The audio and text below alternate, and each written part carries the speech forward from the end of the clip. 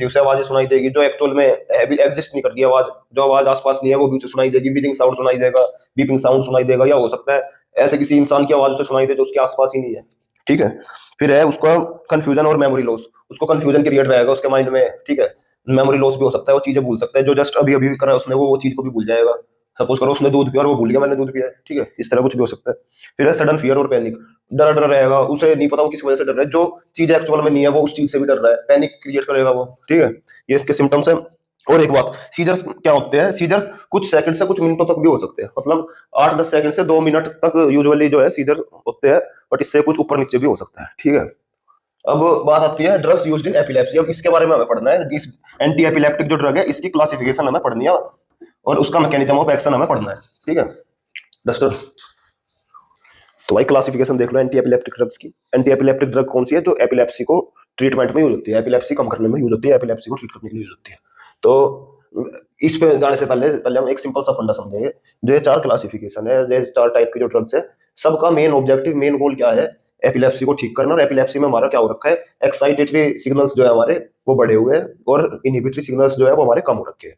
जो गाबा न्यूरोट्रांसमीटर है वो कम हो रखा है, ग्लूटामेट न्यूरोट्रांसमीटर जो है वो ज्यादा हो रखा है। हमारे जो ये ड्रग्स है इनका मेन जो इंटेंशन है वो यही है कि हमें जो ग्लूटामेट बढ़ा हुआ है उसे कम करना है, जो गाबा ट्रांसमीटर है, न्यूरोट्रांसमीटर वो कम हो रखा है, उसे हमें ज्यादा करना है।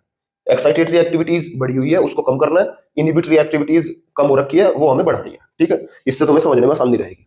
तो पहला क्या है? Sodium channel blockers. अब इसमें क्या करता है, ये क्या करता है, ये कैसे वर्क करता है? ये रैपिड नर्व फायरिंग है जो उसको ब्लॉक कर देगा। ठीक है, मतलब उसको कम कर देगा। कैसे?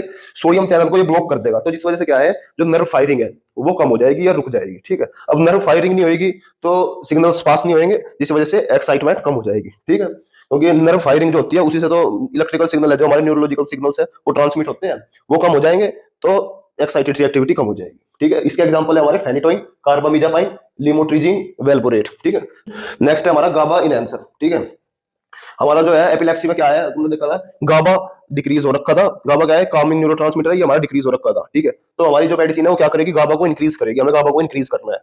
अब गाबा इंक्रीज होएगा तो क्या होगा? इनहिबिशन बढ़ेगी। एक इनहिबिटरी न्यूरोट्रांसमीटर था, काम डाउन करता है, कामिंग न्यूरोट्रांसमीटर है। ठीक है, गाबा बढ़ेगा तो इनहिबिशन बढ़ेगी, इनहिबिशन बढ़ेगी तो सीजर्स कम हो जाएंगे। ठीक है, अब नेक्स्ट है हमारा, नहीं एक बार इसके एग्जांपल देख लो। इसके एग्जांपल है बेंजोडाइजापीन और बारबिटुरेट्स।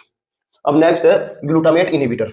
ग्लूटामेट इनहिबिटर क्या करते हैं? अब जैसे उसमें एपिलेप्सी में क्या था, ग्लूटामेट बढ़ा हुआ था। ठीक है, तो हमारी मेडिसिन क्या करेगी? ग्लूटामेट को कम करेगी।